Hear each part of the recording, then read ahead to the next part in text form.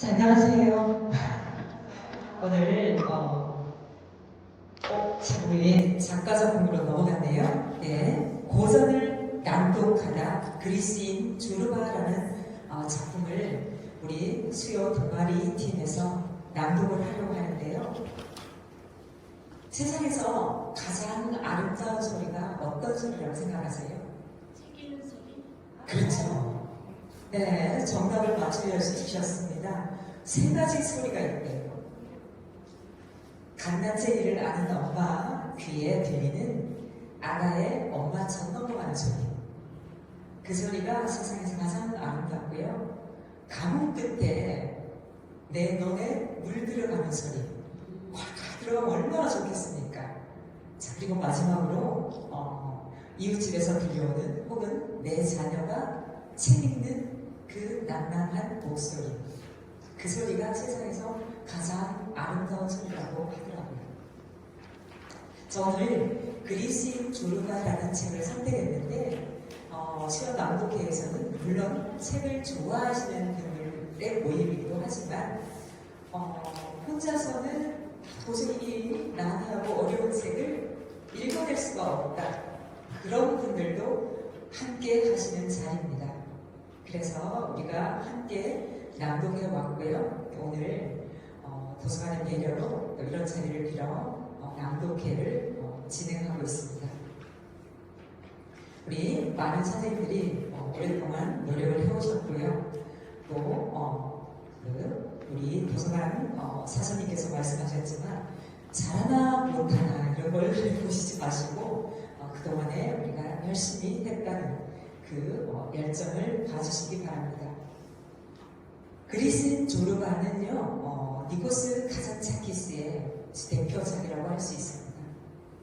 이제 이 소설의 내용을 보면 조르바라는 인물을 주인공인 나라는 사람이 만나서 그 사업을 하고 또 오랜 여정을 통해서 삶과 자유에 대한 본질을 파헤치는 그러한 작품이기도 하죠. 그래서 오늘 나머지는 우리 사장님께서 준비해 주신 자료를 참고해 주시고요. 또 이 책은 특히나 고인이 되신 그리스 신화 번역가로 잘 알려져 있죠. 고인이 되신 이윤기 씨가 또 번역을 하신 책이기도 합니다. 그래서 읽어내기는 참 힘들지만 이 기회에 한번 읽어보시는 것도 참 좋을 듯 싶습니다. 자, 이제 오늘 낭독에 참가하신 분들은요, 김경아, 김현주, 박경린, 서경선, 이재순, 이주연, 그리고 저 이렇게 함께 참여를 하고요. 1부, 2부, 3부로 제1부는 조르바의 첫 만남, 주인공이죠, 나나. 2부는 조르바의 여정, 그리고 3부는 내가 선택한 한 구절. 이제 이런 순서로 저희들이 진행을 할 겁니다. 자, 그러면 오늘의 주인공들이죠. 우리 낭독하실 선생님들 앞으로 나와서 먼저 인사해 주시고 그 다음 순서 진행하겠습니다. 자, 김경아 선생님, 김현주 선생님, 박경민 선생님, 서경선 선생님, 이재순 선생님, 이주연 선생님 앞으로 나와주세요. 아유, 오늘 이렇게 또 예쁘게 단장하고 오셨어요. 좀 한번 앞으로 나와주세요. 자, 줄 맞춰주시고 차렷, 인사. 네, 이제 들어가셔야 되죠. 네, 들어가시고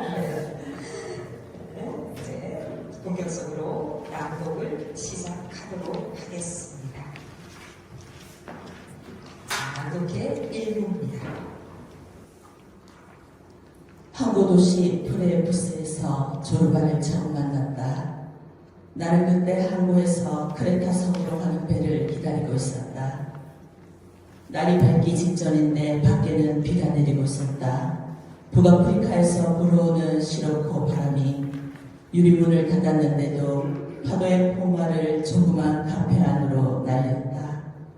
카페 안은 발효시킨 셀비어 술과 사람 냄새가 진동했다. 추운 날씨 탓에 사람들의 숨결은 김이 되어 유리창에 뽀얗게 서려 있었다. 나는 구석자리에 앉아 있었다. 한기가 느껴져 두 번째로 세비어수를 시켰다. 나는 자고 싶은 욕망과 이른 새벽의 피로 그리고 정막과 싸웠다. 나는 희뿌연 창문 저쪽에 백고동과 짐수레꾼 뱃사람들의 고함 소리로 깨어나는 항구를 바라보았다. 보고 있는 동안 바다, 대기, 그리고 내 여행 계획으로 짜인 보이지 않는 그물이 내 가슴을 압박하는 것 같았다.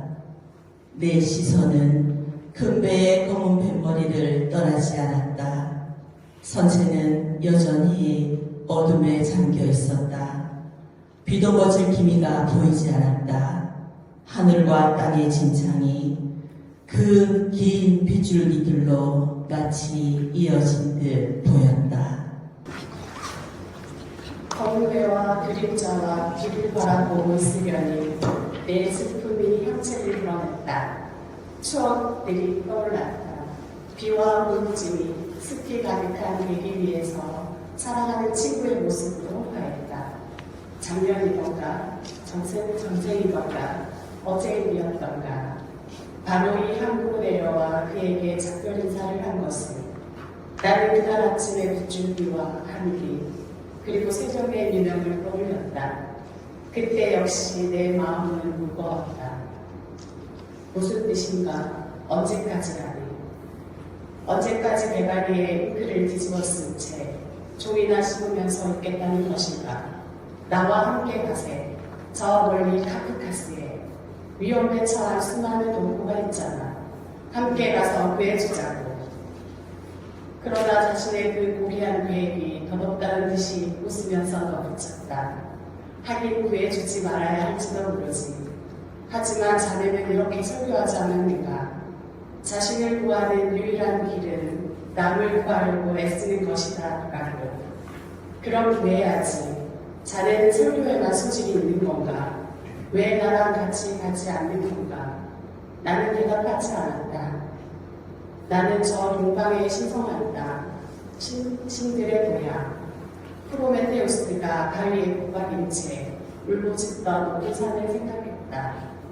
우리 그리스 동포들이 바로 그 바위에 고박인 채 울부짖고 있었다. 그들은 또다시 위난에 처해 그리스의 자손들을 향해 울부짖으며 무언을 요청하고 있었다. 나는 그들의 고소를 잠잡고 듣고만 있었다. 마치 고통은 한가쁨이며 인생은 재미있는 연극이어서 촌놈이나 바보만이 무대로 뛰어올라가 연기에 가담한다는 듯이 대답을 기다리다 말고 내 친구가 일어섰다. 배가 세 번째로 고도회를 폈다. 그가 내게 손을 내밀면서 헛소리로 제 감정을 가렸다. 다시 보세, 이 책벌레야. 그의 목소리는 떨리고 있었다. 자기 감정을 다스리지 못한다는 게 창피한 노릇인 줄은 그 친구도 알고 있었다. 그에게 눈물, 다정한 말, 주체하지 못하는 몸짓, 흔한 친밀감의 표현은 남자가 할 짓이 아니었다. 그는 자신을 통제하면서 모든 감정을 미소 하나로 뭉쳐버렸다. 나는 느닷없이 엉뚱하고 거친 웃음을 터뜨리기 일쑤였다. 나는 구석자리에서 잔뜩 웅크리고 아까의 상념을 이어가려고 했었다. 그러나 내 친구의 얼굴은 이내 빗속으로 사라진 다음이었다. 밖이 점점 더 밝아졌다. 무뚝뚝하고 표정이 근엄한 내 문희선장은 호박 녹주를 꺼내어 알맹이를 재며 기도를 드렸다. 나는 그쪽을 보지 않고 듣지 않으려고 애쓰면 쓰러져가는 친구의 모습을 조금이라도 더 떠올리려고 했다. 그 친구가 나를 책벌레라고 불렀을 때 불쑥 솟아오르는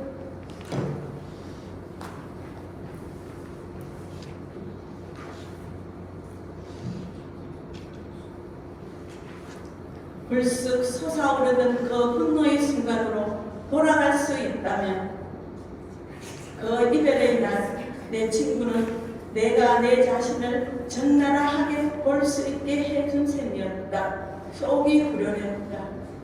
병통을 알았으니 이제는 정복할 수 있으리라.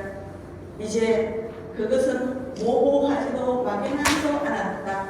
이른바 형태가 있으니 그를 맞서 싸우기도 훨씬 수월할 터였다.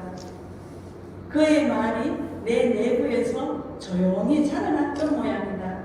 나는 그 종이 나버린 일을 팽개치고 행동하는 인생으로 뛰어들 구실을 찾게 되었다. 나의 문장 한가운데 그 한심한 벌레가 떡하니 버티고 있는 것이 너무도 싫었다. 한 달쯤 전에 내가 바라던 기회가 왔다. 나는 바다를 사이에 두고 리비아와 마주보는 크레타 해안에 폐광이 된 갈탄강 한 자리를 임차했다. 이제 책벌레 족속들과는 거리가 먼 노동자, 농부 같은 단순한 사람들과 내 삶을 살기로 한 것이다. 나는 이 여행이 신비로운 의미를 갖는 것이기나 한 듯이 들뜬 마음으로 떠날 채비를 했다. 나는 내 삶의 양식을 바꾸기로 결심했다. 나는 속으로 이렇게 말했다. 이제껏 너는 그림자만 보고서도 만족하고 있었지. 자, 이제 내 너를 실체 앞으로 데려가겠다. 나는 주머니에서 나한테 문복한 내 여행의 동반자를 꺼내들었다. 그러고는 파이프에 불을 붙이고 벽에 기대어 편안하게 앉았다. 나는 한순간 망설였다. 어디를 읽을까? 지역판에 불타오르는 역정, 연속편에 정화하는 불길, 아니면 인간의 희망이 최고의 감정 기준이 되는 제목으로 바로 들어가. 나에겐 선택권이 있었다. 문곡한 난세를 손에 들고 나는 자유를 느꼈다. 아침 일찍 오르는 난세의 시행이 하루 전체의 그 리듬을 부여하게 될 터였다.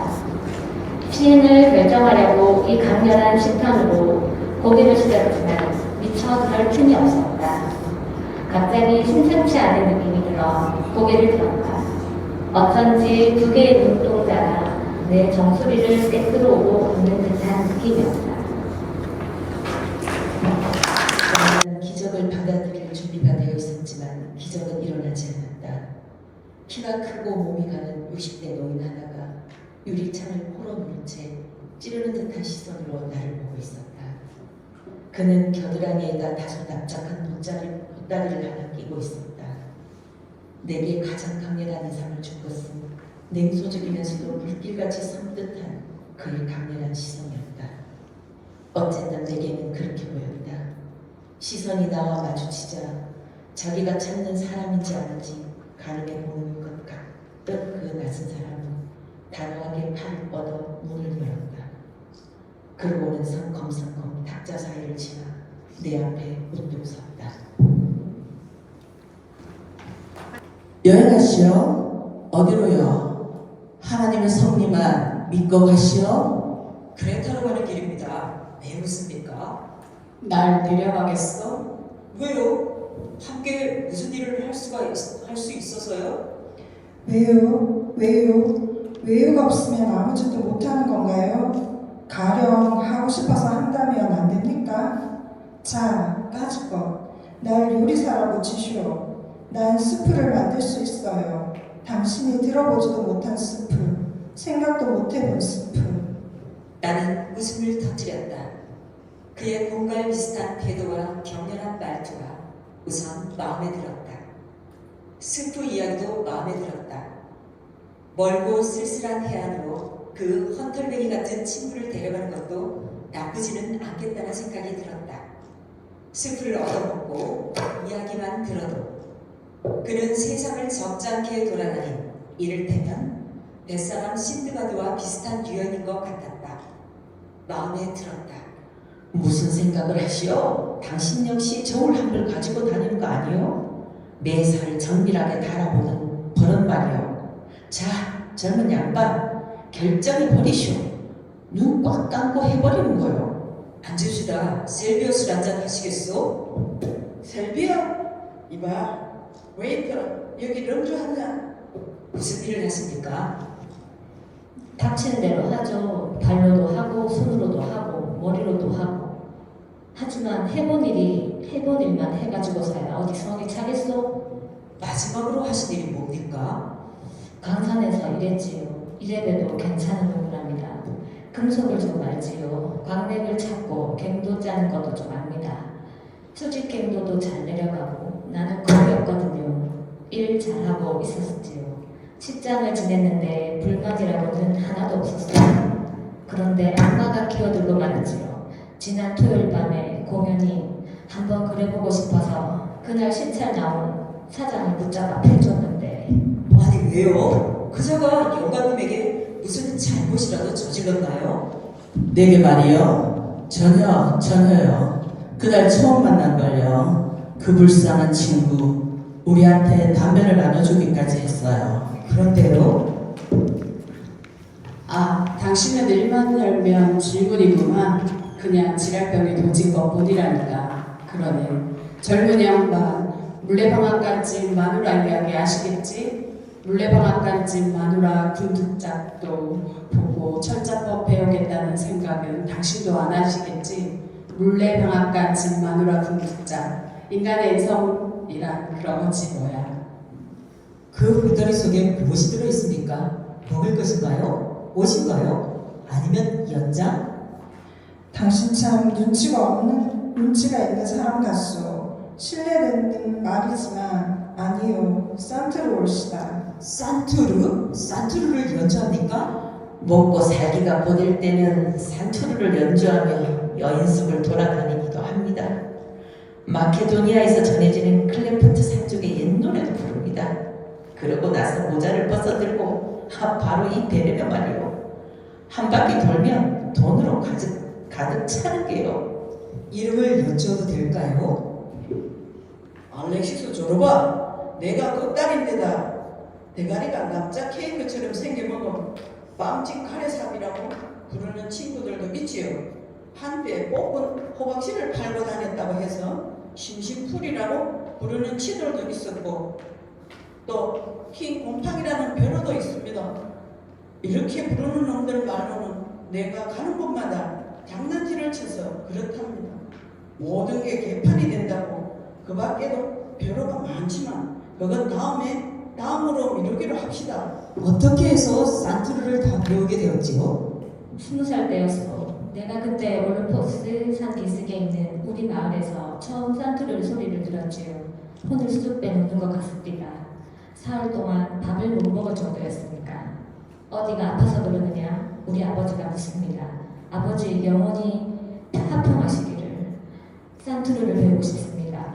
창피하지도 않느냐? 내가 집시냐? 거짓 깽끼가 되겠다는 것이냐? 저는 산투르가 배우고 싶습니다. 결혼하려고 꼬부쳐둔 돈이 조금 있었지요. 유치한 생각이었소만 그 당시엔 대가리도 덜 여물었고 혈기만 왕성했지요. 당신같이 결혼 같은 걸 하려고 마음먹었다니. 아무튼 있는 걸 몽땅 털고 몇 푼 더 보태 산투르를 하나 샀지요. 지금 당신이 보고 있는 바로 이놈입니다. 나는 산투르를 들고 살로니카로 뛰어 터키인 레트셉 엔펜티를 찾아갔지요. 그는 아무에게나 산투르를 가르쳐 주었지요. 그날 그 앞에 일단 넋쭉 엎드리고 봤어요. 나는 1년을 거기 있으면서 공부했지요. 하나님이 그 영감의 무덤을 돌보아 주시기를. 지금쯤 아마 죽었을 겁니다. 하나님이 개도 천당에다 들여놓으신다면 레트셉 에펜디에게도 천당문을 활짝 열어주실 것이외다. 산투르를 다룰 줄 알게 되면서 나는 전혀 딴 사람이 되었어요. 기분이 좋지 않을 때나 빈털터리가 될 때는 산투르를 칩니다. 그러면 기운이 생기지요. 내가 산투르를 칠 때는 당신이 말을 걸 수도 있겠지만 내게 들리지는 않아요. 들린다고 해도 대답을 못해요. 하려고 해도 안 돼. 할 수가 없어. 그 이유가 무엇이지요, 조르바? 이런 모르시는군. 정열이라는 것이지요. 무슨결이라는 것이지요. 그래서요? 이야기 계속하시지요. 그만둡시다. 담배 한 대 주시겠소? 결혼했습니까? 나는 뭐 사내 아닌 줄 아시오? 나도 사내라고. 즉 눈깔이 멀었다는 말이지. 나보다 먼저 살고 간 사람들처럼 나도 개울창에 대가리를 쳐맞고 떨어진 겁니다. 결혼했죠. 그러고는 쭉 내리막길을 걸었어요. 과장이 되고 집을 짓고 새끼들도 까고 그 골칫 덩어리들을 말이요. 하지만 산투르 덕분에 이렇게 근심 걱정을 잊으시려고 산투르를 치셨던 게 그러군요. 이거 보소. 오하니 당신은 앞뒤 하나 못 만지는 모양이군. 대체 무슨 소리를 하고 있는 거요? 집구석에 들어가면 있는 그 근심 걱정뿐. 마누라가 그렇고 새끼들이 그렇잖소. 무엇을 먹을까? 무엇을 입을까? 장차 이러다 우리는 어찌 될까? 이런 젠장 이래서는 안 돼요. 산투르를 치려면 환경이 좋아야 해요. 마음이 깨끗해야 하는 거예요. 마누라가 한마디로 될 것을 10마디 잔소리로 늘어놓는다면 무슨 기분으로 산투를 치겠소? 새끼들이 배고프다고 빽빽거리는데 산투를 치겠소? 산투를 치려면 온갖 정성을 산투리에 쏟아야 해요. 알겠어요? 그래, 알겠다. 저로야말로 내가 오랫동안 찾아다녔으나 만날 수 없었던 바로 그 사람이었다. 그는 살아있는 가슴과 커다랗고 푸짐한 언어를 쏟아내는 입과 위대한 야성의 영혼을 가진 사나이. 아직 모태인 대지에서 탯줄이 떨어지지 않는 사나이였다. 언어, 예술, 사랑, 순수성, 정열의 의미는 그 노동자가 짓거린 가장 단순한 인간의 말로 내게 분명히 전해져 왔다.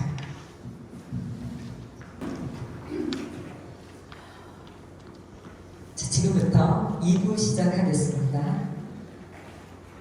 어두워질 무렵 우리는 노인의 집을 나섰다. 조르바도 술기로 건아해서 말을 하고 싶은 모양이었다. 두모, 그저께 우리 무슨 이야기를 했지요? 당신은 사람들의 눈을 뜨게 해주고 싶다고 했지요? 맞아요. 그 얘기를 했지요. 그러니까 아나그노시스티 영감을 위해 그 영감 눈이나 뜨게 하지 그러시오. 그 영감 마누라가 영감 앞에서 하는 짓 봤지요. 구걸하는 개처럼 얌전하게 명령을 기다리고 서 있는 꼴 가서 가르쳐 주지요 그러시오. 하느님은 모든 것을 다 가지고 있는데 굶어 죽으면서 하나님께 감사하는 건 미친 짓이다. 이렇게 말해요. 당신의 그 엉터리 설교를 들어서 저 불쌍한 악마 아그니 노스티에게 득될 게 뭐가 있겠어요? 그 영감한테 골칫거리만 안길 뿐이에요. 아나그노스티 할마씨는 또 어떻고요? 괜히 기름 더미를 불에다 던지는 격이죠. 부부싸움이 벌어지고 암탉은 외람되이 수탕 노릇 하려고 들고 한바탕부터 깃털깨나 날리겠지요. 두모, 사람들 좀 그대로 놔둬요. 그 사람들 눈뜨게 해주려고 하지 말아요. 그래, 눈을 띄워놓았다고 칩시다. 뭘 보겠어요? 자기들 비참한 처지밖에 더 봐요. 두모, 눈 감은 놈은 감은 대로 놔둬요. 꿈꾸고에 내버려두란 말이에요. 그는 말하려다 말고 머리를 긁었다. 생각이 안 풀리는 모양이었다. 만일에 말이지요. 만일이라니 뭐요? 들어봅시다. 만에 하나 그 사람들이 눈을 떴을 때 당신이 지금의 암흑 세계보다 더 나은 세계를 보여줄 수 있다면 또 모르겠어. 보여줄 수 있어요? 나는 알지 못했다. 나는 타파해야 할 것이 무엇인가는 잘 알고 있었다. 그러나 그 폐허에 무엇을 세워야 하는지 그것을 나는 알지 못했다. 나는 생각했다. 어렴풋하게나마 그것을 알 수 있는 사람은 아무도 없다. 우리의 낡은 세계는 구체적이고 견고하다. 우리는 그 세계를 살며 순간순간 그 세계와 싸운다. 실제하는 세계다.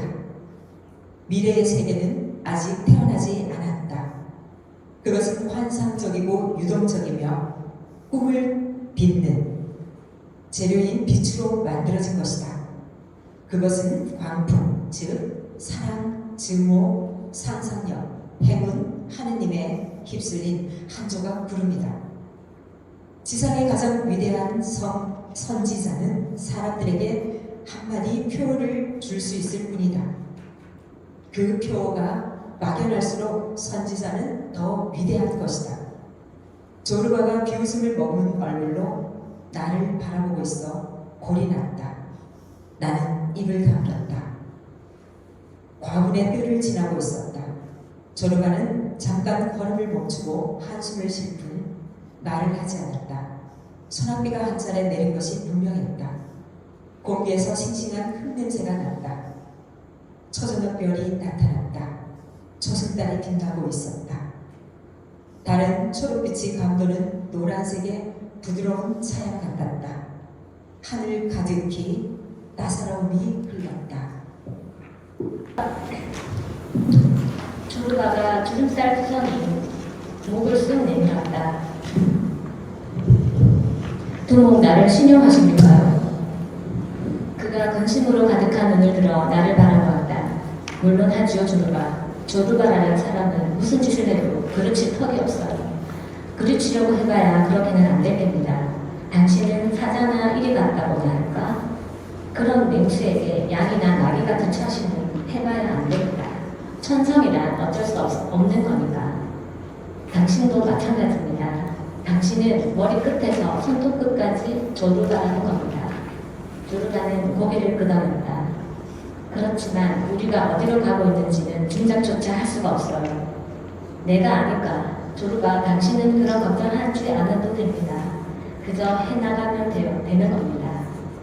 부모, 그 말씀 다시 한번 해주시오. 내게 용기를 좀 주시오. 그저 해나가기만 하면 돼요. 조르바의 눈이 다시 빛났다. 이제 말씀드릴 수가 있겠고. 그가 말을 꺼냈다. 요 며칠 동안 마음속으로 계획을 하나 짜고 있어요. 미친놈 같은 생각인데 한번 해볼까요? 그걸 내게 꼭 물어봐야 하나요?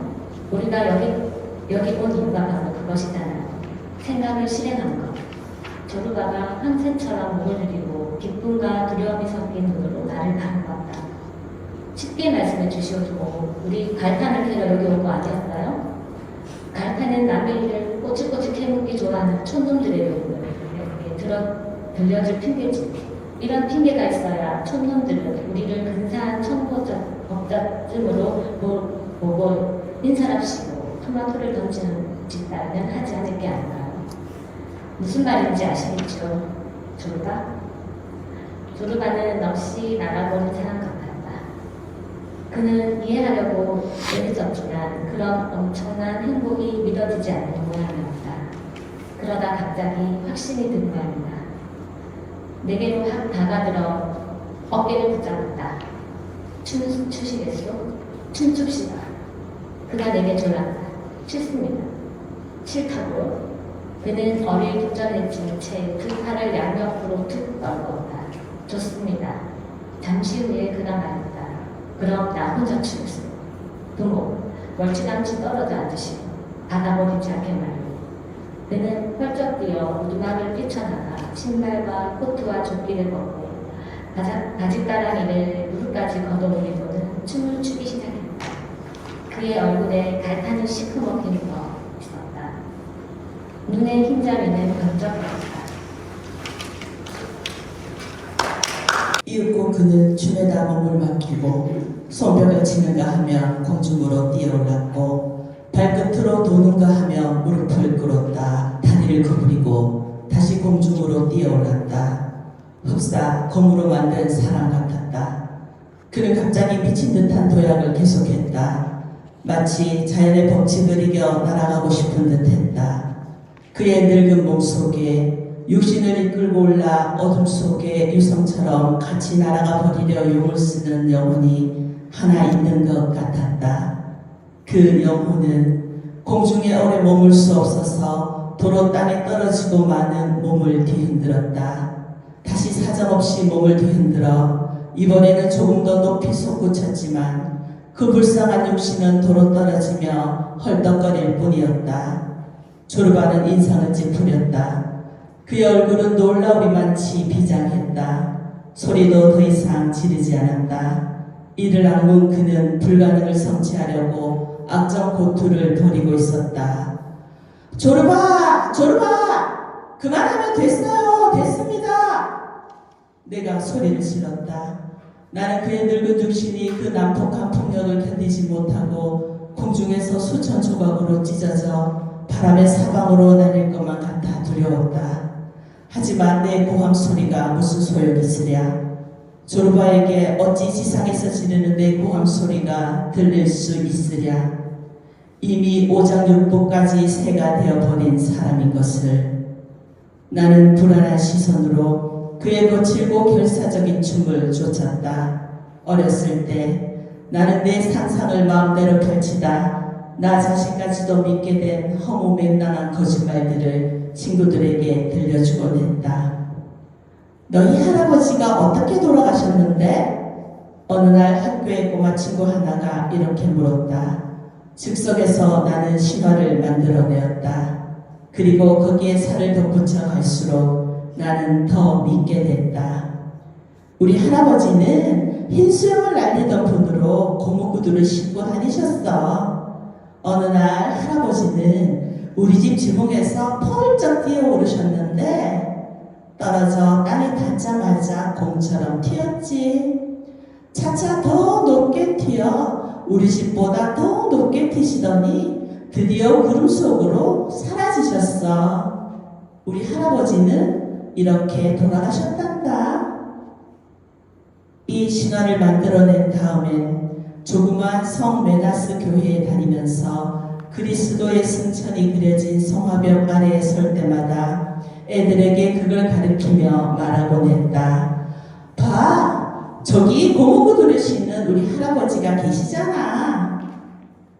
오랜 세월이 지난 지금 공중으로 뛰어오르는 조르바를 보며 나는 나의 그 유치한 이야기 속에 다시 무섭게 빠져들어 조르바가 구름 속으로 사라져 버릴까 두려워하고 있었다. 조르바! 조르바! 이제 그만 됐어요! 내가 다시 소리를 질렀다. 마침내 조르바가 가쁜 숨을 몰아쉬며 땅바닥에 주저앉았다. 그의 얼굴은 행복에 젖어 빛나고 있었다. 잿빛 머리카락은 이마에 들러붙었고 갈탕 가루와 뒤섞인 땀방울이 뺨과 턱으로 흘러내렸다. 나는 걱정스러워하며 그를 내려다보았다. 잠시 그가 중얼거렸다. 이제 좀 살 것 같고 피를 좀 빼는 것 같은 기분입니다. 이제 말할 수가 있겠어요. 그는 오두막으로 돌아와 화덕 앞에 앉아 말끔하게 씻긴 표정으로 나를 바라보았다. 무슨 신이 뻗쳐 그렇게 춤을 추었어요. 부모, 도리가 있습니다. 너무 깊어서 숨이 꽉 막혔어요. 어떻게라도 분출할 방법을 찾아야 했어요. 근데 무슨 방법이 있어요? 말로? 뭐가 그렇게 깊었어요? 순간 그의 얼굴이 어두워졌다. 그리고 입술이 떨리기 시작했다. 뭐가 기쁘다뇨? 조금 전에 부모, 당신이 말하지 않았어요? 당신이 말하기를 그 무엇이냐? 그건 그냥 한 말인가요? 무슨 뜻인지도 모르고 한 말인가요? 당신은 우리가 여기 온 걸 갈탄을 캐기 위해서가 아니라고 했어요. 그렇게 말을 했지요.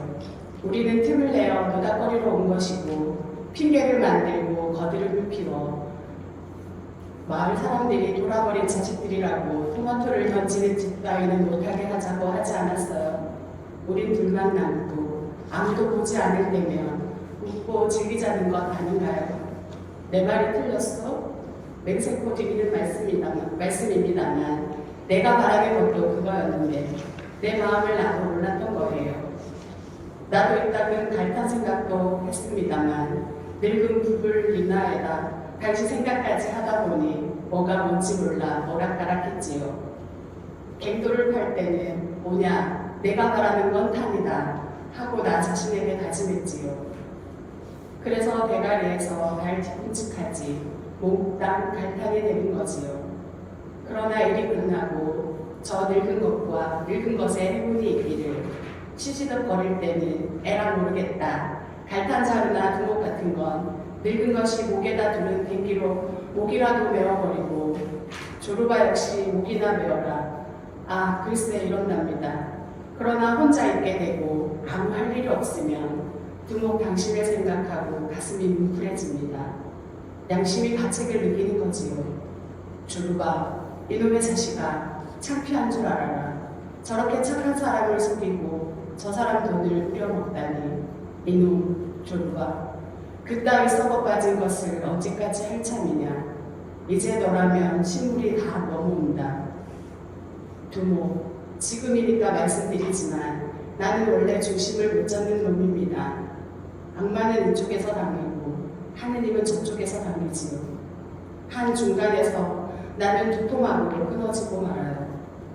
고맙게도 두목께서 위대한 말씀을 들려주셨고 이제 나는 눈을 뜨게 된 겁니다.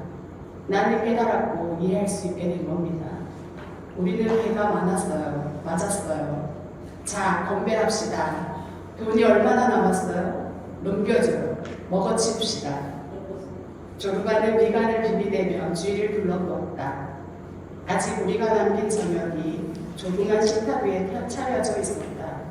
그의 긴 팔이 후식을 불어잡았다. 두모, 먹어도 되지요? 나는 또 배가 고파졌어요.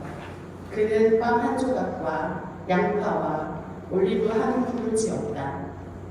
그는 기갈스럽게 먹으며 호리병을 흘렀다.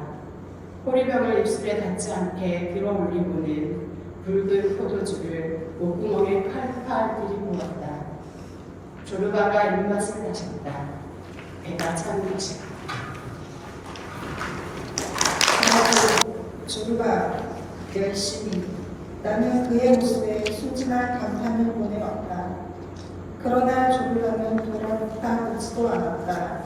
하기야 그런 순간에 곡괭이를 휘두르다 말고 곡괭이 대신 손가락 사이에다 물감 연기를 끼고 선 책벌레에게 말을 할 리도 없었다. 그는 바쁘면 말을 하려 하지 않았다. 어느 날 저녁에 우리는 이런 이야기를 나눈 적이 있었다. 일할 때는 말 걸지 마시오. 또 부러질 것 같으니까. 부러지다니 조르바 그게 무슨 말이오? 또 무슨 뜻이냐? 왜 그러냐? 하시는군. 꼭 애들같이. 그걸 내가 무슨 수로 설명해요. 나는 일에 몸을 빼앗기면 머리끝부터 발끝까지 잔뜩 긴장하여 이게 돌이 되고 석탄이 되고 썬투루가 되어버린단 말입니다. 두목이 갑자기 내 몸을 건드리거나 말을 걸면 돌아가야죠. 그럼 꼭 부러져 버릴 것 같다는 말입니다. 이제 아시겠어요? 나는 시계를 보았다. 10시였다. 점심 먹을 시간이요. 여러분, 점심시간을 벌써 넘겼어요. 내가 소리쳤다. 인부들은 그 말이 떨어지기가 무섭게 구석에다 연장을 던지고 땀을 훔치며 갱도를 나설 준비를 서둘렀다.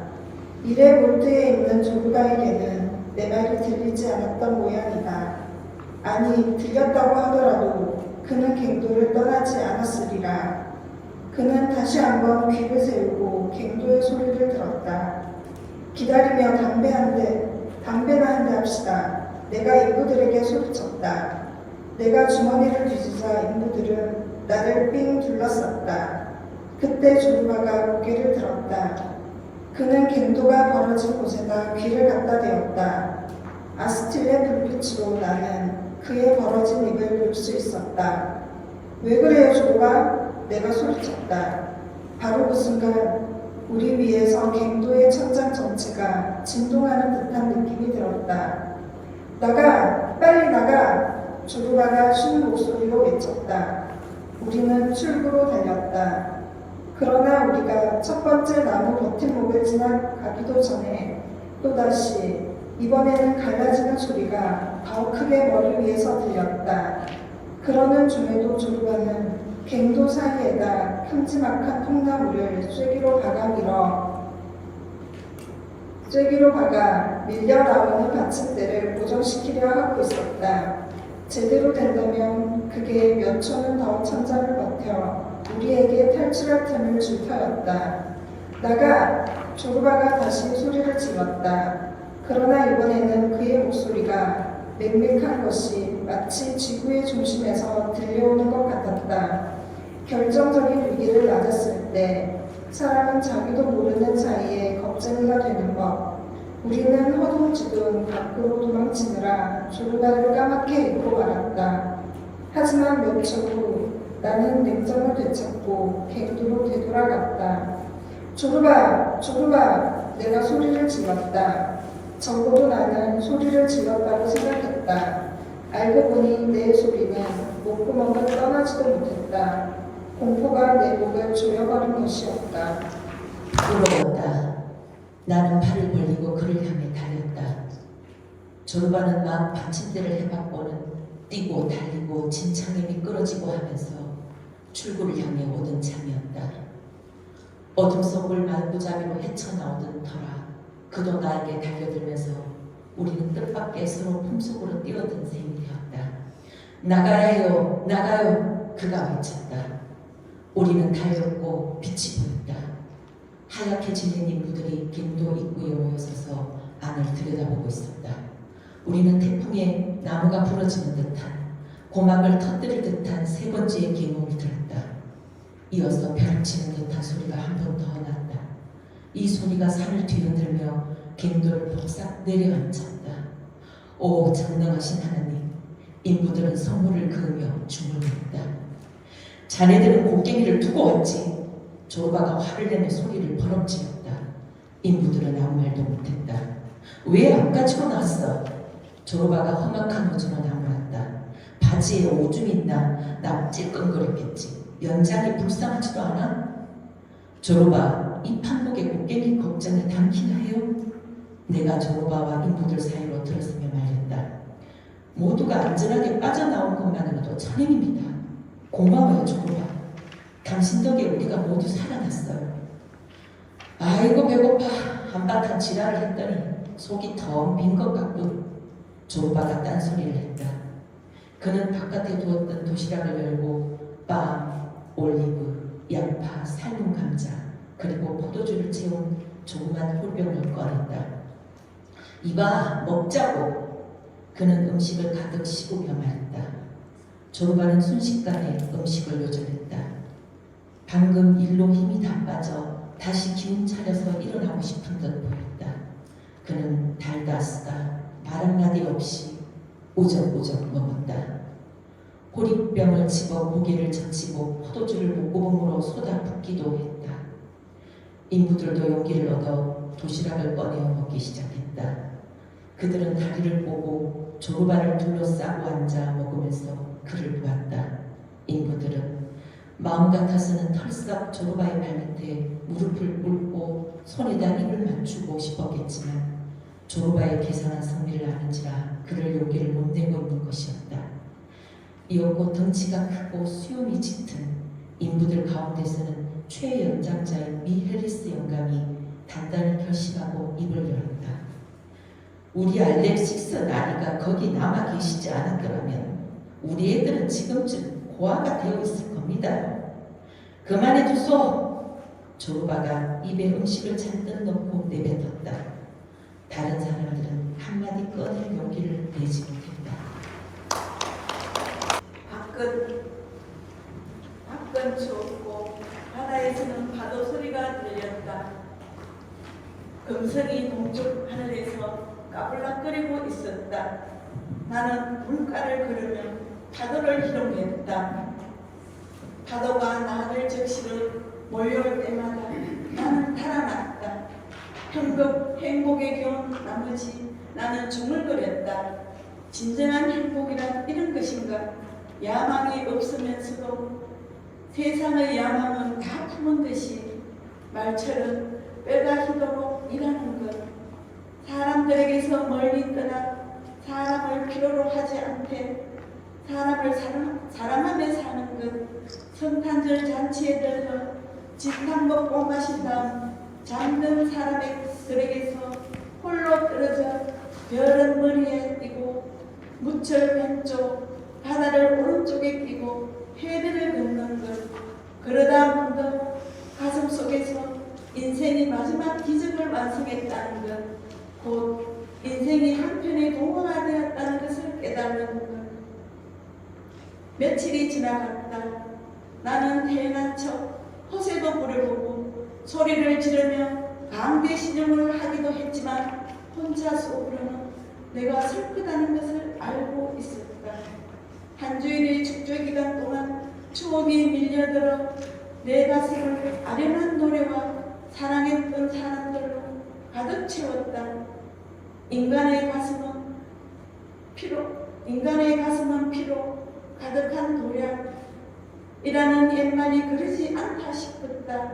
세상을 떠난 내가 사랑했던 사람들은 그 도량에 달려들어 피를 마시고 생기를 되찾고 깊이 사랑하던 사람일수록 더 많은 피를 마신다고 한다. 새해 전날 밤 마을 아이들 앞에가 크라란 종이배를 들고 우리 오두막으로 와 가늘게 떨리는 그러나 유쾌한 소리로 갈란타를 부르기 시작했다. 성 바실리우스 주교님이 고향 가에사리아에서 방독하셨네.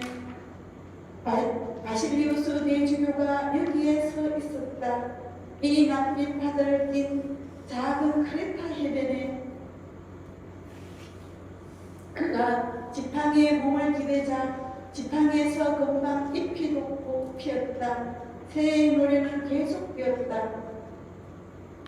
새해 복 많이 받으세요 기독교인들이여. 주님께서는 집안을 곡식과 올리브 기름과 포도주로 가득 채우시고 안주인은 지붕을 떠받치는 데니스 기둥이 되시며 따님은 좋은 데 출가하셔서 아들 아홉 딸 하나를 두시고 아드님들은 우리 대한민들의 도시 콘스탄티노플을 해방시키소서. 흘린 듯이 노래를 듣고 있던 조르바는 벌써 아이들을 캠프를 빼앗아 미친 듯이 두들기고 있었다. 나는 잠자코 바라보며 듣기만 했다. 내 심장에서 또 이파리 한 장이 떨어져 나가는 기분이었다. 한 해가 지나고 있었다. 나는 어두운 나락으로 한 발 다가서고 있었다. 무슨 뭔 일 있어요? 조르바가 탬버린을 두들기면 애들과 목숨꾼 노래를 부르다 짬을 내어 물었다. 뭔 일 있느냐고요? 한꺼번에 몇 살 더 터자신 것 같은데 얼굴이 똥색이에요.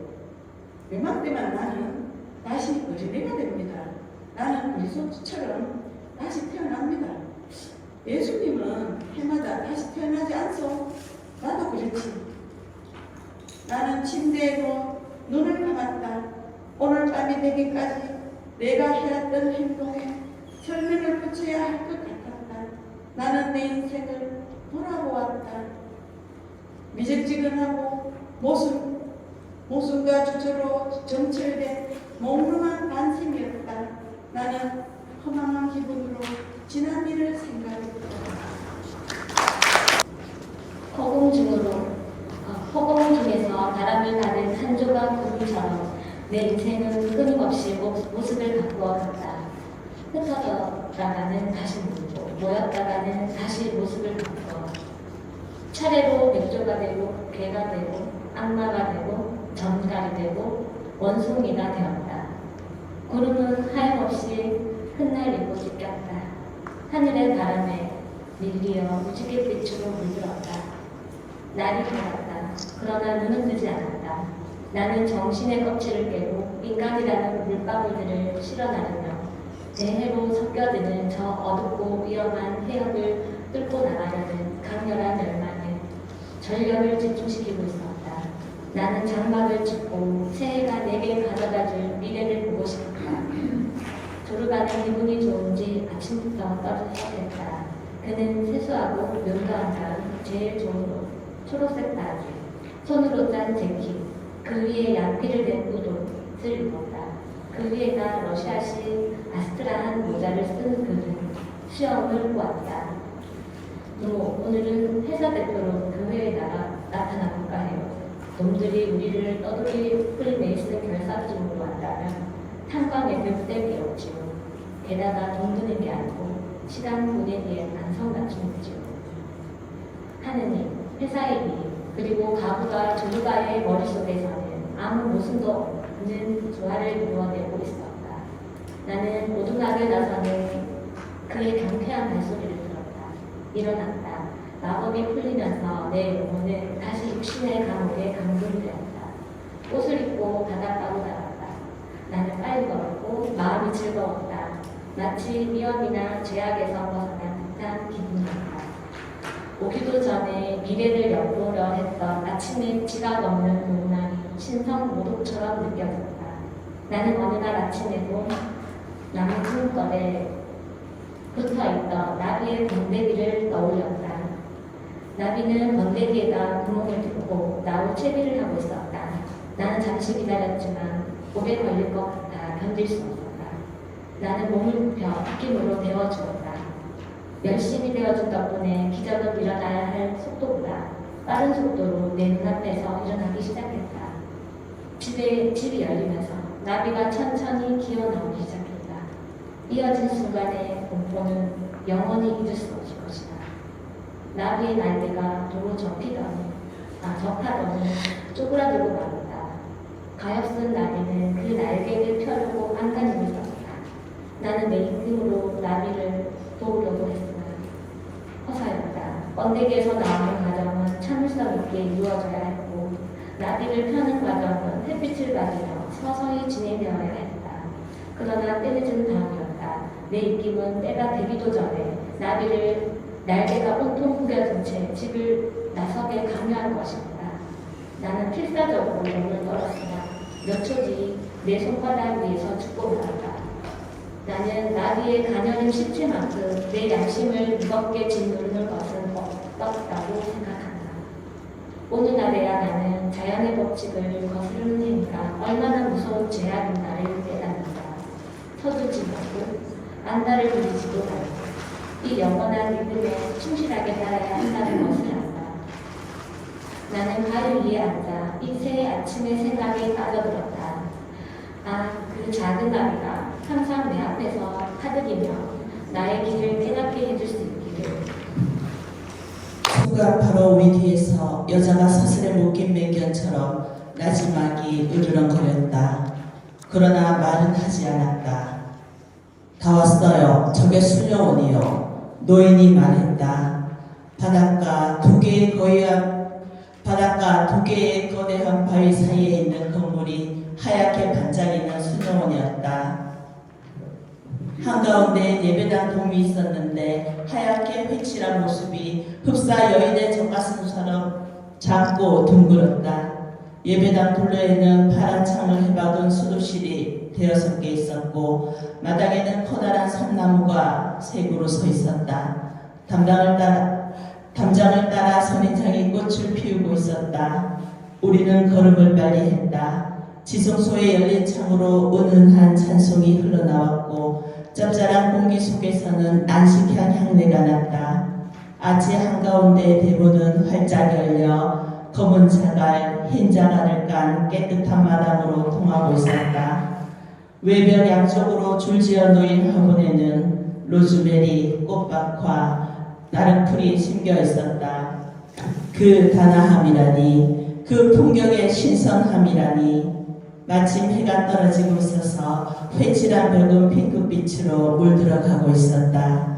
훈훈하고 밖이 다소 어두워 보이는 예배당에서는 초냄새가 난다. 사람들이 향연 속을 서성거리고 있었다. 검은색의 긴 수녀복을 몸에 꼭 끼게 입은 4-5명의 수녀들은 고음의 맑은 목소리로 오 전능하신 하느님을 노래하고 있었다. 그들은 노래하면서도 끊임없이 무릎을 꿇었다. 옷 바스락거리는 소리가 흡사 새의 날개짓하는 소리 같았다. 성모 마리아에게 바치는 찬송을 들어본 지도 오래였다. 반항기가 있던 어린 시절 나는 분노와 경멸을 품고 모든 교회를 외면했다. 나이를 먹으면서 과격함이 줄어들었다.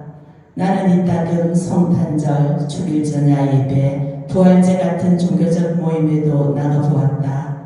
나는 내 속의 동심이 다시 살아나는 것 같아 즐거웠다. 어린 시절의 신비주의적 전율이 미학적 즐거움으로 변질한 것이었다. 야만인들은 악기가 종교적인 제의에 쓰이지 않게 되면 그 신성의 힘을 잃어버려 그저 듣기 좋은 소리를 낼 뿐이라고 믿는다. 마찬가지로 종교는 내 내부에서 변질하여 예술이 되어버린 것이었다. 저희 선생님들 굉장히 낭독 잘하시죠? 그쵸? 네, 낭독 끝날 때마다 좀 큰 박수로 환호와 격려를 해주시기 바랍니다. 이제 좀 특별한 순서를 맞이하려고 하는데요. 우리 오늘 시민분들, 네, 고민분들이신가요? 함께 참석해 주셨는데 함께 해주실 거죠? 끝까지. 뒤에 계신 분들 맞으시죠? 그러면은 네, 아주 미소가 예쁘신 분이에요. 지금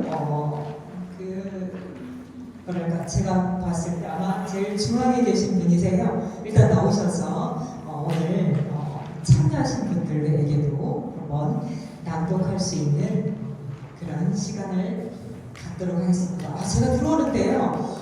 저는 잘 못해요 하시는데 목소리가 예사롭지가 않더라고요. 그래서 네. 한번 낭독해주세요. 제가 들어보고 결정할게요. 더 해드려야 될지 말아야 될지. 여기도 하셔도 되고 들고 하셔도 됩니다. 그는 내 대답도 듣지 않고 말을 이었다. 첫 번째 이론은 이러하오. 꽃의 모양은 색깔에 영향을 미치고 색깔은 속성에 영향을 미친다. 따라서 각각의 꽃은 인간의 몸에 나아가 인간의 영혼에 저마다 다른 작용을 한다. 꽃이 만발한 들을 지날 때 우리가 극히 주의를 기울여야 할 필요가 있는 것은 바로 이 때문이요. 그는 내 의견을 기다리는 듯 잠깐 말을 들었다. 나는 이 종만 노인이 들을 지나면서 아무도 모르게 흥분에 휩싸여 꽃의 모양과 색깔을 연구하는 모습을 쉽게 상상할 수 있었다. 노인은 신비스러운 경외감으로 몸을 떨어질 터였다. 봄꽃 만발한 들판이 그에게는 색색의 악마와 천사들로 복잡거리는 들판으로 보였을 터였다. 박수 한번 해주시고요. 어디서 어느 분이신지 성함 좀 여쭤봐도 될까요?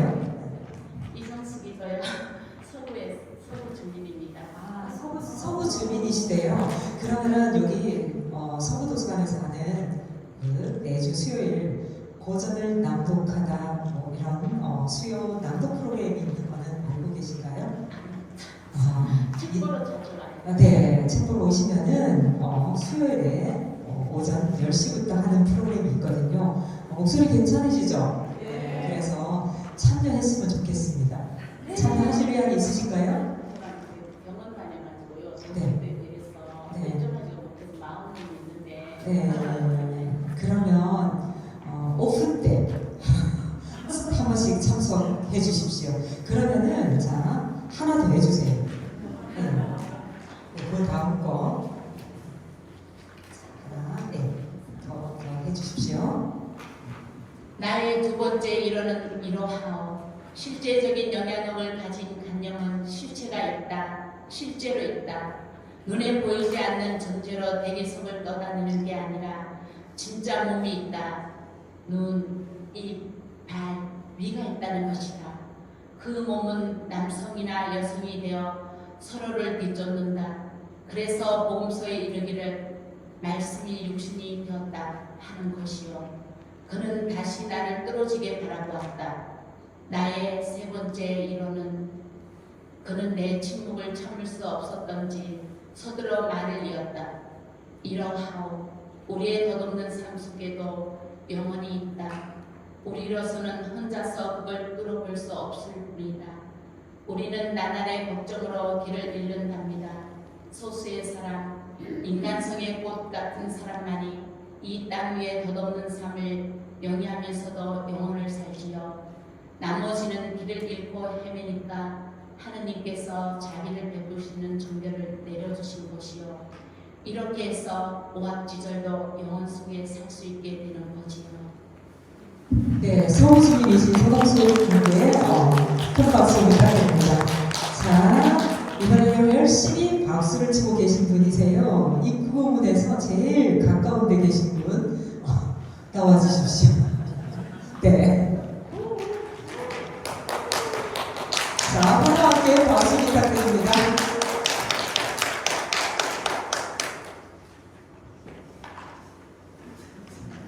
자, 우리도 다 똑같아요. 괜찮아요.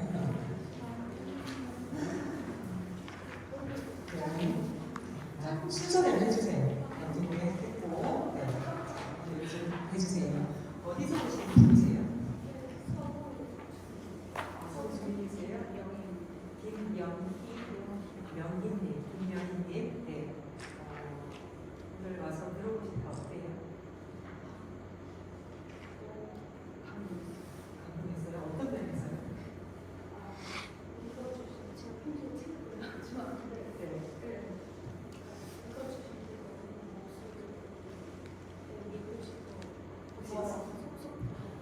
자녀가 있었어요? 네, 분명히 자녀에게 책을 읽어주셨던 어머니세요, 그렇죠? 근데 본인이 들으니까 굉장히 쏙쏙 들어오더라 이런 말씀 하셨잖아요. 그래서 낭독의 힘이 이런 거예요. 네, 다른 사람에게 들려줬을 때 귀로도 듣고 또 책을 함께 보니까 눈으로도 함께 보고 이러면서 책을 여러 화면에서 취득할 수 있는 그런 기회거든요. 참여하실 거죠. 참여하시면 좋겠습니다. 자, 박수로 청해드리겠습니다.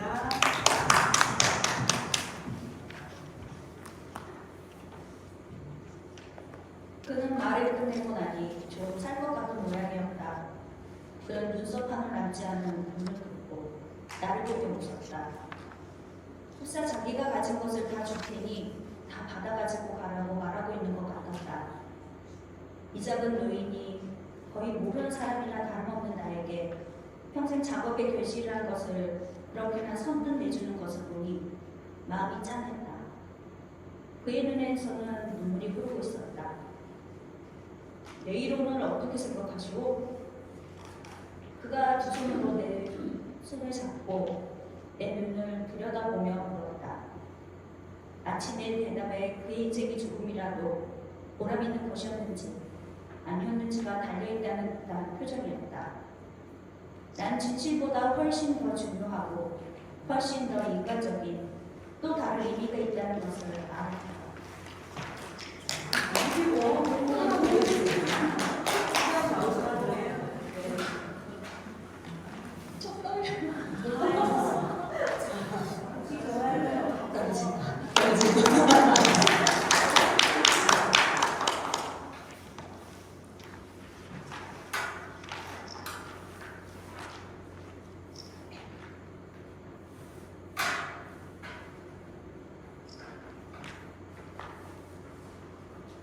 이름을 이루니 많은 사람들의 영혼을 구제할 것입니다. 내가 대답했다. 주교의 표정이 밝아졌다. 나는 그의 전 생애를 정화시켜준 셈이었다. 고맙소 조용히. 그는 내 손을 다정하게 쥐어짜며 속삭였다. 나는 대답하지 못했다. 나는 조르바라는 사내가 부러웠다. 그는 살과 피로 싸우고 죽이고 입을 맞추면서 내가 팽마른 후로 배우려던 것들을 고스란히 살아온 것이었다. 내가 고독 속에서 의자에 누워부터 풀어보려고 하던 문제를 이 사나이는 칼 한 자루로 산속의 맑은 대기를 마시며 풀어버린 것이었다. 나는 비참한 기분이 되어 그 눈을 감았다. 두모, 주무시오. 조르바가 잔뜩 부는 목소리로 물었다. 당신 붙잡고 이야기하는 내가 병실이지. 조르바는 툴툴거리며 자리에 누웠다. 이내 코 고는 소리가 났다. 나는 밤새 잠을 이룰 수가 없었다. 그날 밤 처음 들은 꾀꼬리 우는 소리는 우리 고독을 더할 나위 없는 슬픔으로 채웠다. 나는 문득 땀을 타고 흐르는 눈에 흠칫했다. 목이 메었다. 나는 새벽에 일어나 우리 오두막 문 앞에서 대지와 바다를 바라보았다. 밤새 세상이 달라질 것 같았다. 내 맞은편 모래사장 위에 하루 전만 해도 색깔이 형편없이 무중충하던 가시덤불이 아침에 보니 하얀 꽃으로 잔뜩 펴 있었다. 공기 속에는 꽃핀 레몬과 오렌지 향기가 그윽하게 풍겨왔다. 나는 몇 걸음 걸어 나가 보았다. 이 끊임없이 되풀이되는 기적은 아무리 보아도 실증이 나지 않았다. 그때 내 뒤로 행복에 겨운 목소리가 들렸다. 조르바가 일어나 발라의 몸으로 눈깨로 나서는 것이었다. 그 역시 봄 풍경에 화들짝 놀라는 것이었다. 저게 무엇이요? 그가 놀라도 크게 놀라면서 물었다. 두모, 저기 저 건너 가슴을 뭉클이게 하는 파란 색깔, 저 기적이 무엇이오? 당신은 저 기적을 뭐라고 부르지요? 바다? 바다? 꽃으로 된 초록빛 앞치마를 입고 있는 저것은 대지라고 그러. 이걸 만든 예술가는 누구지요? 두모, 내 맹세코 말하지만 내가 이런 걸 보는 건 처음이요. 그의 눈에서는 눈물이 흐르고 있었다. 내가 그를 불렀다. 조르바, 혹 돌아버린 건 아닌가요? 무얼 휘젓고 있어요? 당신 눈에는 안 보이는가요? 두모, 봐요. 저 모든 기적 뒤에 부사리고 있는 마술을 말이요. 그는 밖으로 달려나와 봄철 망아지처럼 풀밭을 부르고 춤을 추었다. 해가 떠올랐다. 나는 손바닥을 펴고 그 온기를 받았다. 오르는 수에 부풀어 오르는 가슴, 나무처럼 꽃을 피우는 영혼과 육체는 같은 물질로 빚어졌음을 실감할 수 있었다. 조르바가 다시 웃었다. 그의 머리카락에는 이슬과 흙이 묻어 있었다. 서두릅시다, 두고. 옷을 입고 멋도 좀 부립시다. 오늘 축복 안 받고 언제 갔습니까? 신부와 마을 유지들이 얼마 안 있어 이리 몰려오겠습니다. 우리가 이렇게 풀밭에서 뒹굴고 있는 걸 누가 보면 회사꼴이 뭐라고 하겠어요. 어서 옷을 입고 카락을 세우고 넥타이를 매일 삐입니다. 표정도 좀 심각하게 지어요.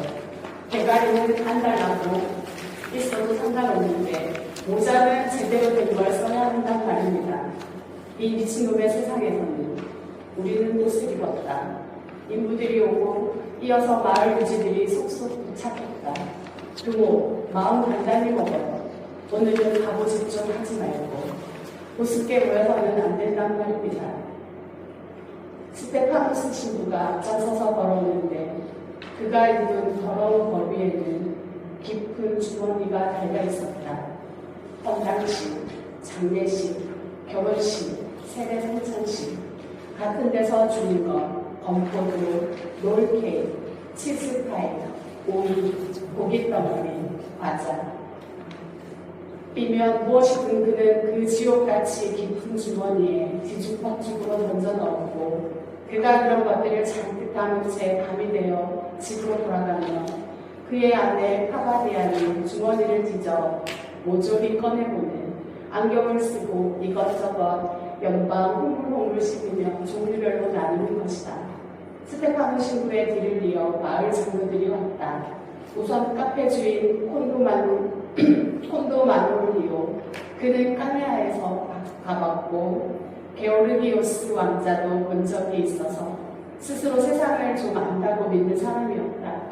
이어서 소매가 넓고 눈이 부실 만큼 하얀 와이셔츠 차림에 미소를 잔뜩 띤 아나그노스티의 영감, 지팡이를 짚고 애써 근엄한 표정을 지은 교장 선생, 그리고 맨 뒤로 마물 안도리가 느릿느릿 무거운 걸음으로 따라왔다.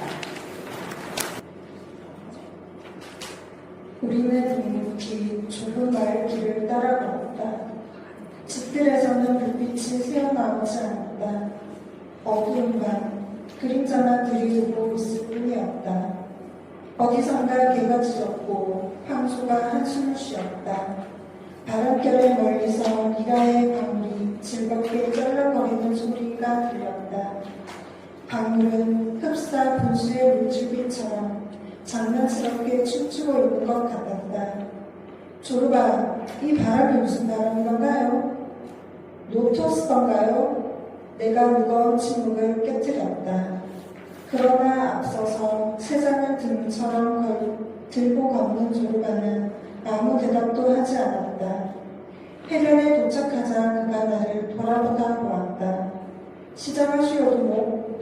전혀. 조르바, 나는 괜찮아요. 잠이 오나요? 아니에요. 나도 그래요. 자갈 위에 좀 앉았다 갈까요? 두목에게 물어볼 게 있어요. 우리는 둘 다 지쳐 있었지만 잠자고 싶은 생각은 없었다. 우리는 몇 시간 동안 일어난 쓴 일들을 놓쳐버리고 싶지 않았다. 잠을 잔다는 것은 위급한 시각에 도망치는 것만큼이나 창피한 노릇이었다. 우리는 잔다는 게 부끄러웠다. 우리는 바다 곁에 앉았다. 조르바는 세상을 무릎 사이에 놓고 한동안 아무 말도 하지 않았다. 산 뒤의 하늘에서 섬뜩한 별자리 하나가 나타났다. 수많은 눈과 나선형 고리가 달린 괴물이었다. 이따금 별 하나가 자리를 이탈하여 떨어져 내렸다. 조르바는 무아지경에 빠져든 듯 입을 벌리고 하늘을 올려다보았다. 하늘을 처음 보는 사람 같았다. 저 위에서 무슨 일이 벌어질까요? 그가 중얼거렸다. 그러나 말을 잇지는 않았다. 얼마 후에야 말할 기분이 내킨 모양이었다. 두목, 어디 한번 들어봅시다. 그가 말문을 열었다. 그의 목소리는 따사로운 밤공기 속에서 그윽하면서도 진지했다. 이 모든 것에 무슨 의미가 있는 걸까요? 누가 이들을 창조했을까요? 왜요? 그리고 무엇보다도 여기에서 조르바의 목소리는 분노와 공포로 달렸다. 왜 사람들은 죽는 것일까요? 모르겠어요, 조르바. 내가 대답했다. 부끄러웠다. 가장 단순한 질문, 가장 기초적인 질문을 받고도 답을 내놓지 못하는 것 같아서였다. 모르신가? 조르바는 놀라움으로 눈을 동그랗게 뜨고 소리쳤다. 내가 춤출 줄 모른다고 고백했을 때와 표정이 똑같았다.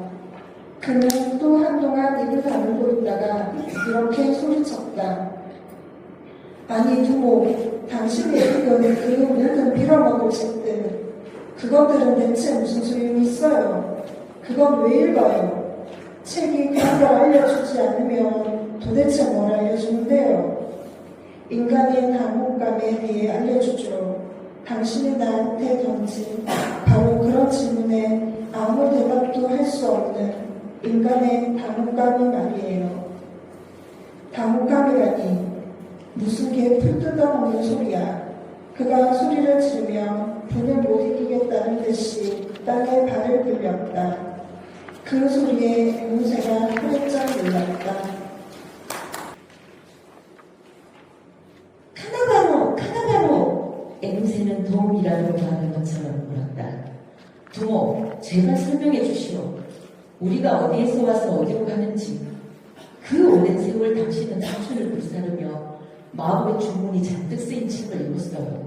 모르긴 하지만 종이도 한 3톤의 종이 씹고 또 씹었을 거예요.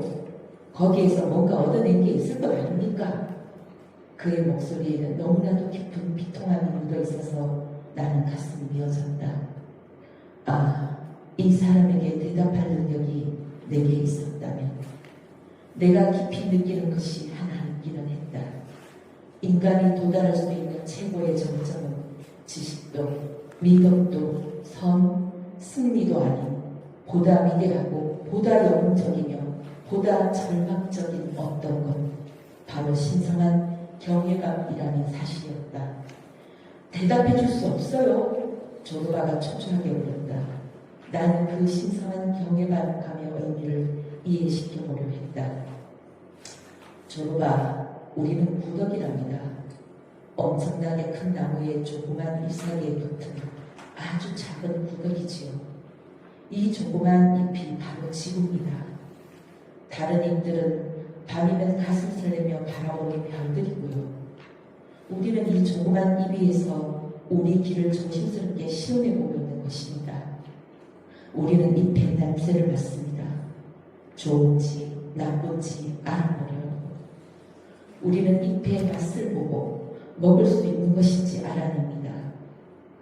우리는 이 잎의 위를 두드려 봅니다. 잎은 살아있는 존재처럼 비명을 지릅니다. 어떤 사람은 겁이 없는 사람들이겠죠. 그 사람들은 잎 가장자리까지 이릅니다. 거기에서 고개를 빼고 뭐가 있을지 모를 허공을 내려봅니다. 오싹 전율이 일어납니다. 저 아래에 소름 끼치는 심연이 있다는 걸 알게 되죠. 멀리서 거대한 나무의 다른들이 서걱거리는 소리가 들립니다. 우리는 뿌리에서 우리 잎으로 수액이 스며 올라오는 걸 감지합니다. 우리 가슴이 부풀치고 두려움을 자아내는 심연을 내려다보고 있는 우리 몸도 마음도 공포로 떨고 맙니다. 그 순식간에 시작되는 게 난 말을 멈췄다. 나는 그 순간에 시작되는 게 바로 시라고 말하고 싶었지만 조르바가 알아들을 것 같지 않아 말을 끊어버린 것이었다. 무엇이 시작되지요? 왜 말을 하다 맙니까? 조르바가 조바심을 내며 물었다. 그 순간에 위험이 시작됩니다. 조르바. 어떤 사람은 정신이 아찔해지거나 정신을 잃고 또 어떤 사람은 겁을 집어먹습니다. 이들은 자기의 용기를 북돋워줄 해답을 찾으려다가 하나님 하고 소리칩니다. 또 어떤 사람들은 잎사귀 가장자리에서 차분하고 용납하게 신년을 내려다보면서 나는 정말 좋아 하고 말하지. 조르바는 한동안 생각에 잠겼다. 이해하려고 애쓴 것이었다. 두모, 난 말이요. 이었고 조르바가 입을 떼었다. 나는 매 순간 죽음을 생각해요. 죽음을 보는 거지 무서워하는 건 아니에요. 나는 절대로 나는 저게 좋아라고 하지 않아요. 아니 전혀 좋지 않아요. 난 동의가 안 돼요. 조르바는 말을 끊었다가 곧 다시 아무렴 난 그런 사람이 아니에요. 내가 송도천의 불사봉에게 양철은 목을 쑥 내밀고 여보시오 가른씨 이 목 좀 잘라주시오. 천당으로 지켜하고 싶어서 그래요. 이럴 것 같아요. 나는 방옥감 속에서 조르바의 말을 듣고 있었다. 제자들에게 이와 같이 가르치려 했던 현자가 누구였던가? 법이 명하는 바를 자진해서 행하라고 필연에 수능하고 불가피한 것들은 자유로 행한 것이 되게 바꾸라고. 어쩌면 그것이 유일한 해방의 길일 것이다. 서글픈 방법이지만 다른 방법은 없다. 하지만 방향은 어떤가? 필연을 무찌르고 외부의 법칙이 영혼의 내부의 법칙을 따르게 만들려는 인간의 좀 오열하고도 동키호테적인 반발을 어떠한가 말이다. 그래서 현재의 모든 것을 부정하고 비인간적인 자연의 법칙을 거슬러 자기만의 마음의 법칙을 따라 신세계를 창조하려 든다면 조르바는 나를 바라보고 내게 그 할 말이 없다는 것을 알고 앵무새가 깨지 않도록 조심스럽게 세상을 걸어 머리맡에 놓고는 자갈밭 위에 할미를 걸리고 누웠다. 잘 주무시오. 두모, 그만하면 됐어요. 거센 남풍이 아프리카 쪽에서 불어오고 있었다. 채소, 과일, 크레타인의 가슴을 자라나게 하고 부풀리는 바람이었다. 나는 이마로, 입술로, 목으로 그 바람을 받았다. 어떤 가을처럼 내 머리도 껍질이 터지면 부풀어 오르는 것 같다. 나는 잠을 잘 수가 없었지만 자고 싶지도 않았다. 나는 아무것도 생각하지 않았다. 그저 느낄 뿐이었다.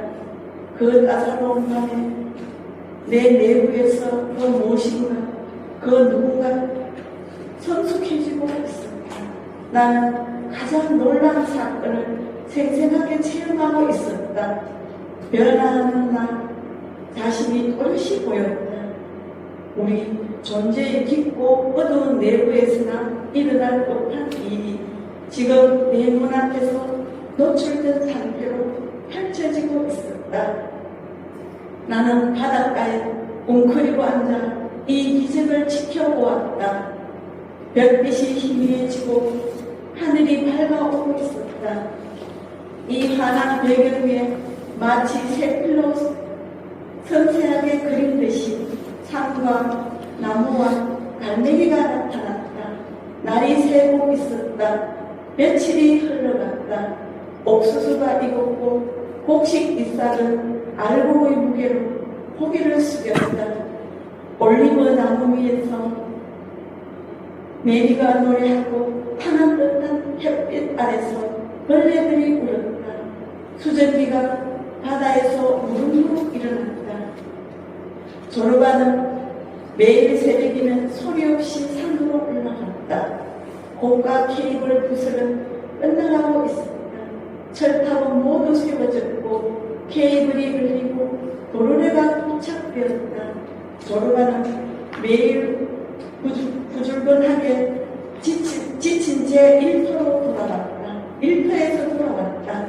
그는 불을 지피고 저녁을 지었고 우리는 함께 모였다. 우리는 우리 내부에 잠들어 있는 죽음과 공포를 깨우지 않으려고 조심했다. 우리는 가부 이야기도 마담 오르탕스 이야기도 하나님 이야기도 하지 않았다. 조용히 바다만 내려다볼 뿐이었다. 조르바의 침묵 때문에 영원하고도 부질없는 질문들이 다시 한번 내 내부에서 고개를 내밀었다. 다시 한번 내 가슴은 고개로 차올랐다. 세상이란 무엇일까?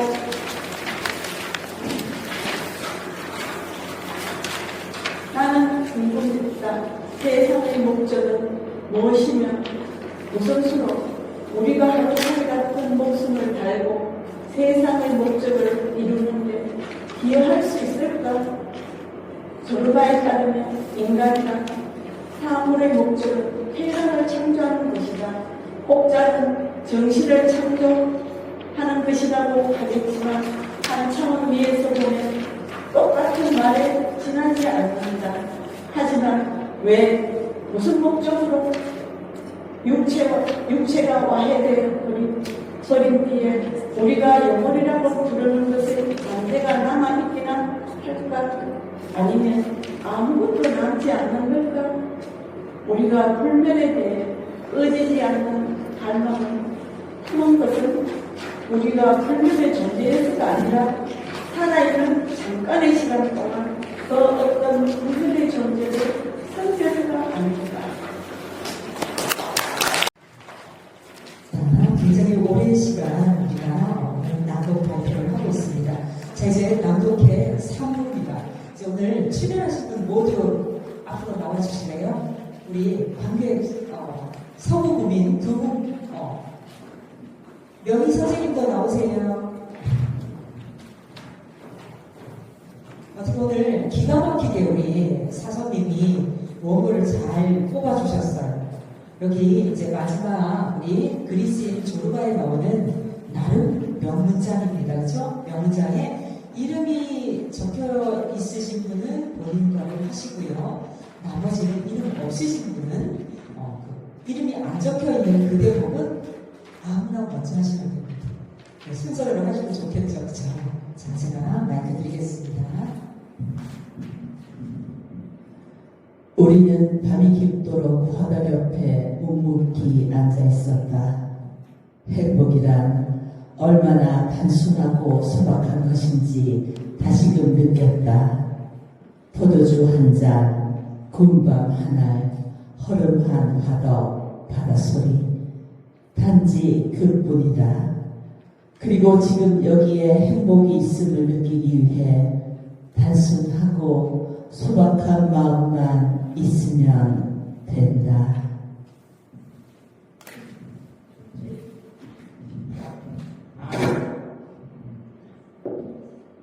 아니, 할아버지, 아몬드 나무를 심고 계시잖아요. 그랬더니 허리가 꼬부라진 이 할아버지가 고개를 들니, 오야, 나는 죽지 않을 것처럼 산단다. 내가 대꾸를 했죠. 저는 금방 죽을 것처럼 사는데요. 자, 누가 맞을까요?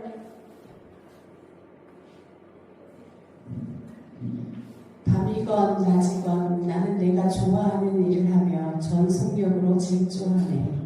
그래서 충돌할 땐 그만큼 더 충격을 받는 거지. 하지만 그렇다고 내가 이룰 게 뭔가? 아무것도 없어. 천천히 간다고 뭐가 달라지나? 결국 다 똑같은 운명인걸. 그러니 무조건 달려야지. 그는 살과 피로 싸우고 죽이고 입을 맞추면서 내가 펜과 잉크로 배우려던 것들을 고스란히 살아온 것이었다. 내가 고독 속에서 의자에 늘어붙어 풀어보려고 하던 이 문제를 이 사나이는 칼 한 자루로 산속의 맑은 대기를 마시며 풀어버린 것이었다. 순간순간 죽음이 죽고 다시 태어났다. 삶이 그러하듯이 수천 년 동안 선남 선녀들은 봄나무의 실록 아래에서 춤을 추어왔고 또 그렇게 수천 년을 욕망에 사로잡힌 얼굴로 춤을 출 것이다. 얼굴들은 바뀌고 바스라지고 흙으로 돌아가고 다른 얼굴들은 나타나 그 자리를 대신할 것이다. 거기 춤추는 자는 오직 하나다. 다만 1000개의 가면이 있을 뿐이다. 그는 영원히 20살이다. 그는 죽지 않는다.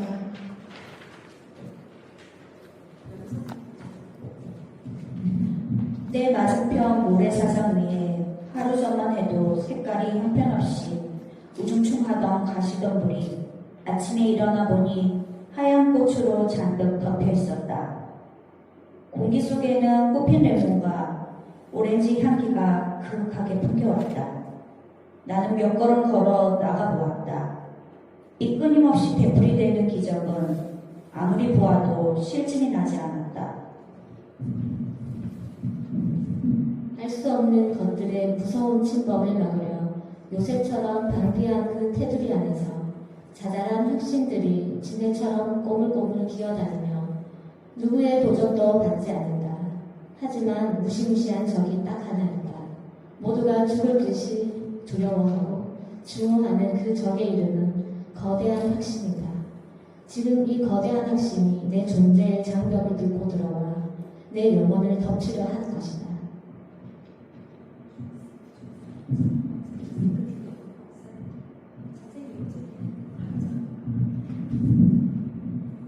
그는 이런 말을 남겼습니다. 선생님, 이리 좀 오시오. 내겐 그리스의 친구가 하나 있어. 내가 죽거든 편지를 좀 써주시오. 최후의 순간까지 정신이 만장했고 그 사람을 생각하더라고 전해주시오. 그리고 나는 무슨 짓을 했건 후회는 않더라고 해주시오. 그 사람의 건투를 빌고 이제 좀 철이 들 때가 되지 않았느냐고 하더라고 전해주시오. 나는 아무것도 바라지 않는다. 나는 아무것도 두려워하지 않는다. 나는 곧 산다. 니코스 카잔차키스는 영혼의 자서전에서 이렇게 고백하고 있다. 내 삶을 풍부하게 해준 것은 여행과 꿈이었다. 내 영혼에 깊은 고를 담긴 사람이 누구냐고 묻는다면 나는 이렇게 뽑을 것이다. 호메로스, 베르그소, 니체, 조르바.